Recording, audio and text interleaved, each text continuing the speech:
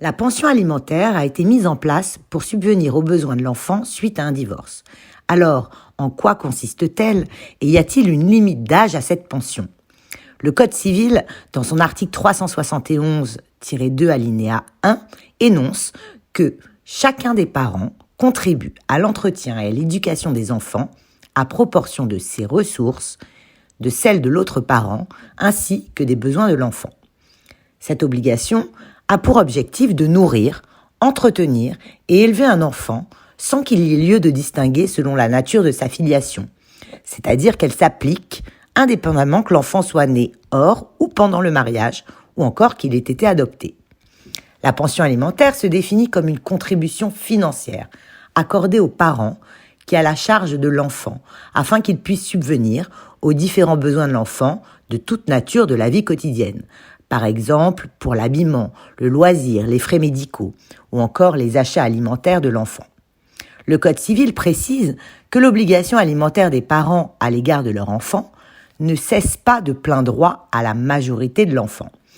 En effet, cette pension est versée jusqu'à ce que l'enfant, même majeur, acquiert une autonomie financière suffisante pour subvenir seul à ses besoins, notamment grâce à l'exercice d'une activité non occasionnelle rémunérée.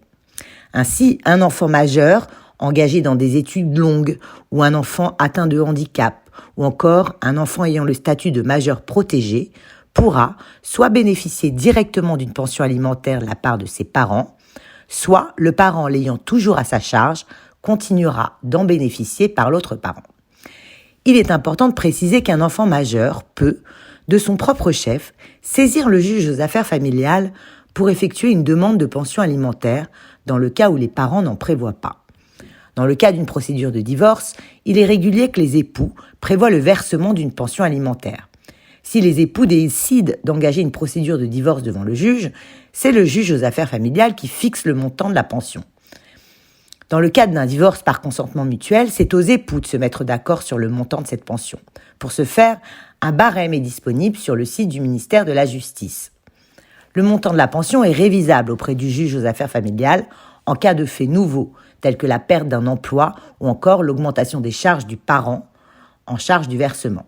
En principe, le versement de cette pension est fixé par mois aux parents ayant l'enfant à sa charge, et le montant varie en fonction du nombre d'enfants, des revenus et des charges du parent en charge de la verser, mais aussi en fonction des besoins de ou des enfants.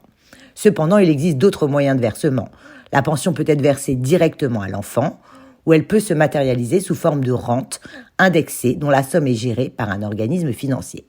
Enfin, l'un des parents peut prendre en charge directement les frais de l'enfant. Pour ce faire, il s'engage par exemple à financer de lui-même les frais liés à la scolarité, les frais médicaux ou de loisirs de l'enfant.